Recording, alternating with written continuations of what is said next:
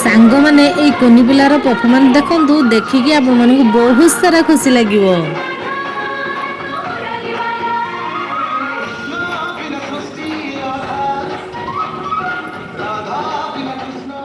Hello hi नमस्कार and जय जगन्नाथ मु आपण मन प्रिय संध्या वेलकम करसी आज मिनी ब्लॉग को। एक्चुअली सांग माने गांधी स्मृति भवन ठारे अनुष्ठित होउतला हमर इंटरनेशनल वुमेन्स डे सेलिब्रेशन। तो जनशिक्षण संस्थान तरफ गोटे ग्रांड प्रोग्राम टे आयोजन करा हितला सेतिरे आमे माने पार्टिसिपेट करथिलु। शंख फुंकीबा रंगोली एवं म्यूजिक चेयर ता सहित डांस सिंगल डांस एवं ग्रुप डांस ता सहित तो सांग माने डिबेट रे पार्टिसिपेट करथिली। तो मोर पारो पर्यंत चेष्टा करिछि मु गोटे सक्सेसफुल बेनिफिशियरी हिसाब रे एते बड़ मंच रे दुई पद कहबार सुजोग पाइछि सेटा मो पई बहुत बड़ माने अपॉर्चुनिटी थिला।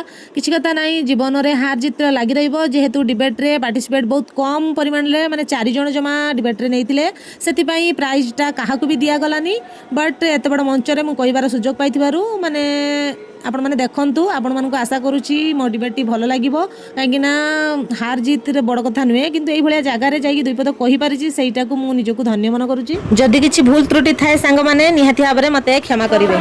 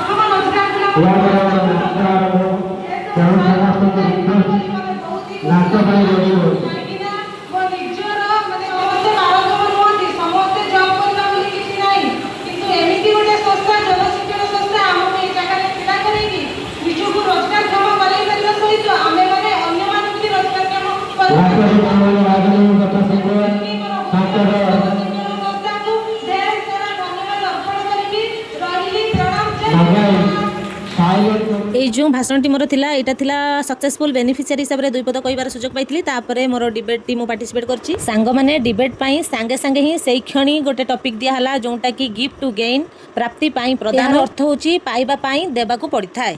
तो यारी ऊपर डिबेट टी मोर थिला।